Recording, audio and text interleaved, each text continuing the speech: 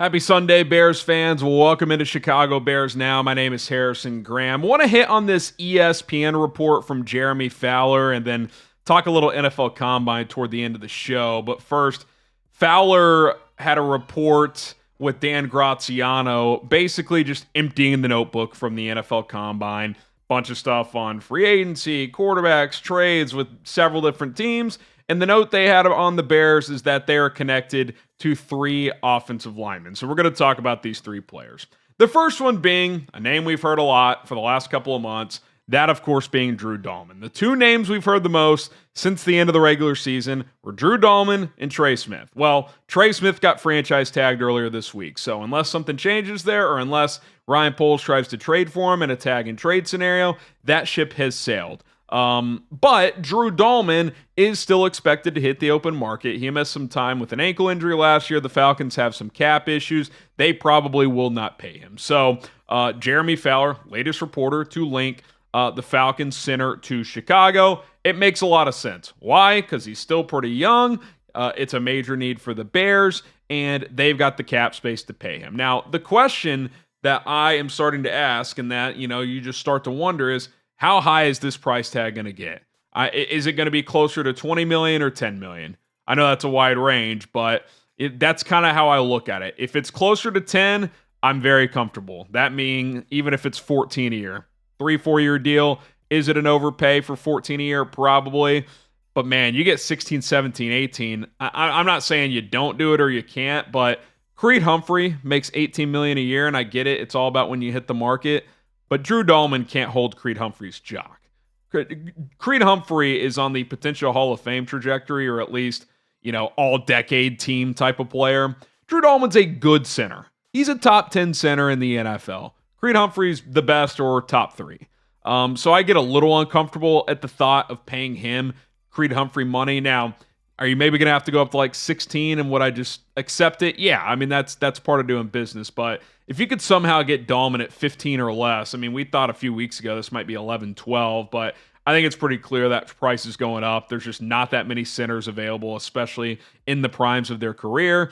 And with Trey Smith off the open market, he is now clearly the top interior offensive lineman available, unless you want to say like Mekhi Becton is that. But Becton before this year was considered a bust by many people. So I do buy that the Bears are in on Dalman. I wonder if Chicago would be willing to expand their price compared to what they've done in the past. I do think they'll be aggressive. I would think if they do pay what seems like an overpay, Ben Johnson feels pretty good about what he can do as this team's starting center. Other centers to keep in mind, Ryan Kelly with the Colts, and of course, Josh Myers with the Packers, a couple of guys hitting free agency as well. Okay, Will Fries. His name's been out there. Haven't heard a lot of reporting on this one, though. So the fact that Fowler mentions him with the Bears specifically is pretty interesting. He named Will Fries as a target after missing out on Trey Smith. I'm conflicted about this one. I've talked about it a couple of times. Will Fries, this is his career path. Rookie year, not a starter. Second year, not a starter. Started 9 games due to injuries. Played okay. Third year, started all 17 games. Was pretty average. Last year, in 5 games, was really good. Then he broke his tibia. That's his career. So when you tell me that a guy like this might be $15 million per year, you're kind of doing that based on less than half a season of really good play. He's been a starter for a little over a year and a half total, and more than half of that, he's been an average at best player. Now, I get it. Sometimes average players, you pay good money. Sometimes you pay good players, elite money. That's just how it goes, but I cringe a little bit when I'm like, oh, Will Fries, he's a stud. Let's give him 4 for 60. Ugh. I hope you're right. And I get it. You can't just not sign anyone. Like, you need offensive linemen, but this is where I get to I'd rather just go the Kevin Zeitler, Brandon Scherf, 1 to 2 year route. I get it's not a long-term solution, but I just get nervous that you bring in this guy who broke his tibia, has 5 games of elite play under his belt. You give him like $35 million guaranteed on a 4-year, $60 million deal. What if he's just an average at best player? What if he's Matt Pryor? Like, would you pay Matt Pryor even $10 million per year? No. Now, I think Will Fries is better than Pryor. He's a more fluid athlete. His best tape is clearly better. I get all that. I'm not trying to compare Will Fries to Matt Pryor. I'm simply saying that all I see is people send me screenshots of his PFF grades, and I like PFF. It's a good measurement, especially if you're not an O-line expert. Is it subjective? Yes, but I think there's value to it. It was 5 games. I'll screenshot you his PFF from the year before. It's low 60s for a whole season, which on their scale is right about average. If you're in the 60s, right about average. Which, look, if you told me you had a healthy average starting guard as one of your 2 guards, you can do a lot worse. We've seen that in Chicago, but I don't want to pay average $15 million per year. So I get a little bit nervous about Willie Fries. We'll see what he gets, if he can live up to the billing, because some team's going to pay him, and it might be Chicago. And then this is a new name we're starting to hear. Brad Biggs had this over the weekend, and then Jeremy Fowler as well. Aaron Banks, the 49ers free agent.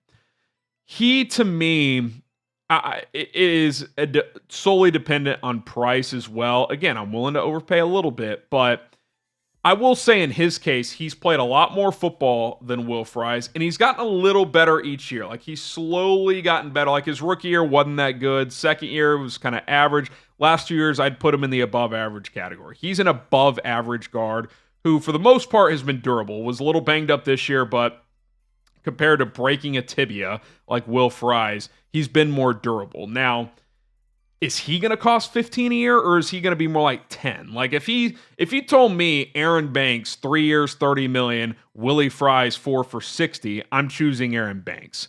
Like, I think when it comes to these 2 players, I would just take the cheaper one.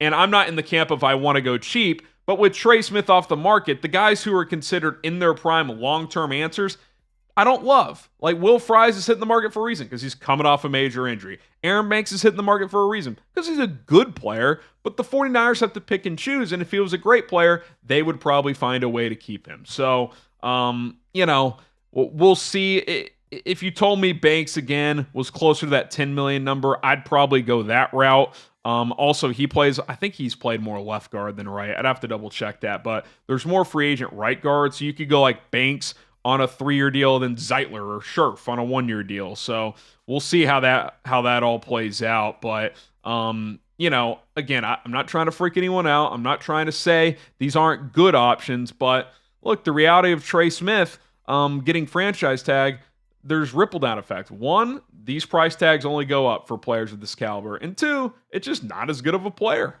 There's flaws, there's question marks. That's the reality of free agency. The elite players don't hit the open market. Doesn't mean you can't find good players. Doesn't mean you can't look at a player and have a plan for that player. And what did Ryan Poles say? When you have a clear vision, you can be more aggressive. So I do think he and Ben Johnson have sat down and feel good about some of these guys. And when Brad Biggs throws a name out there, I take it seriously. So I think Aaron Banks is a name to monitor here for sure. Now, who would you rather have? Aaron Banks or Will Fries? Let me know down in the comment section down below. Aaron Banks, Will Fries, let us know in the comments. And don't forget to subscribe to the channel. We're trying to get to 118,000 subs here on YouTube. Big week ahead. It's the week before free agency. Even more juice, more rumors going to fall. We'll have a post-combine mock draft just around the corner as well. So stay tuned for all of that here on Chicago Bears Now. Okay, let's talk a little NFL Combine. Not going to go through every player, not going to go through every position, but offensive line finishing up today. Let's start there. Couple names that we all wanted to know about. Let's start with Will Campbell. Arm length under 33 inches, 32 and a half or 32 and 5/8, whatever it is, under 33. That's typically the benchmark for offensive tackles. Now, there are exceptions. Bernard Raymond is a comp I keep seeing. Dane Brugler is calling Will Campbell a more powerful Bernard Raymond. Equally as athletic, they both tested extraordinarily well. Raymond a few years ago, who has been really good with the Colts. Will Campbell today ran a sub-5 in the 40. Did the vertical and broad jump really well. Most of the drills did good. He slipped a couple times on one of them. It's been a slick turf this week in Indy, so I've watched this guy play for 3 years. His feet are not really an issue. Like, compared to Kelvin Banks, for example, that's a question mark with him that people have. But Banks had a good day as well. He had a good workout.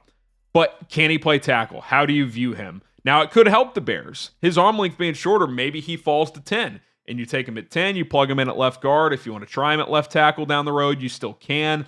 If you told me he's a juiced up Bernard Raymond, okay, he could probably play left tackle. The reality is, though, it's not just the short arms. Smaller hands, I think it's about 9.5. I'd have to double check. That's on the average standpoint for offensive linemen. Tyler Booker, for example, 11-inch hands. Now, he's not very athletic, so if the Bears want to run a lot of wide zone, I'm not sure Booker can do that. Interesting nugget on him, though. He did do some center drills, so keep that in mind. Take that for what it's worth. He's more of a duo gap scheme type of guy. So, again, it's all about what Ben Johnson wants to deploy here offensively. But when you get back to Campbell, man, I think he could be an unbelievable guard.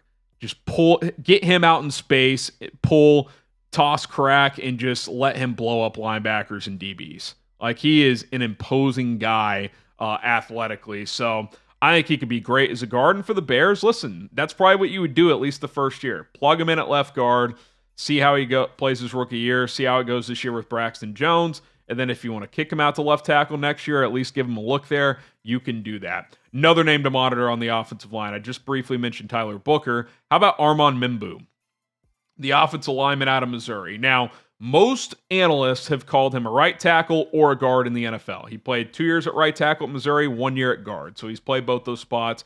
Now, he did measure in over 6'4" in the height, which is still a little undersized for a tackle, but I think it's tall enough.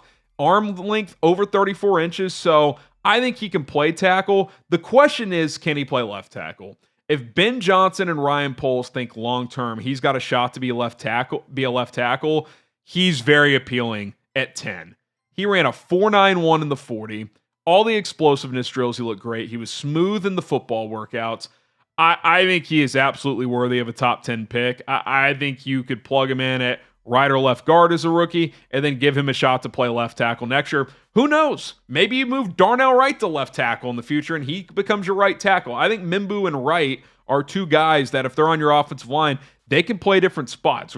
Darnell Wright's viewed as someone who could play guard if you wanted to play him there. So if it's about getting the best five on the field, I think that's what Will Campbell and Armand Membou provide. They can play different spots. That's why I would lean those two guys over Tyler Booker. One, they're more athletic. Two, there's a scenario where they play tackle for you. Tyler Booker is not athletic enough to play tackle. But if you told me he could play center, pretty intrigued with that. So those are a few offensive linemen. Let's talk about the running backs a little bit. I think Omarion Hampton has locked himself in as RB2. Tested even better than I thought, 4.46 in the 40. Did well in the explosiveness drills, vertical, all that stuff. I think he's RB2.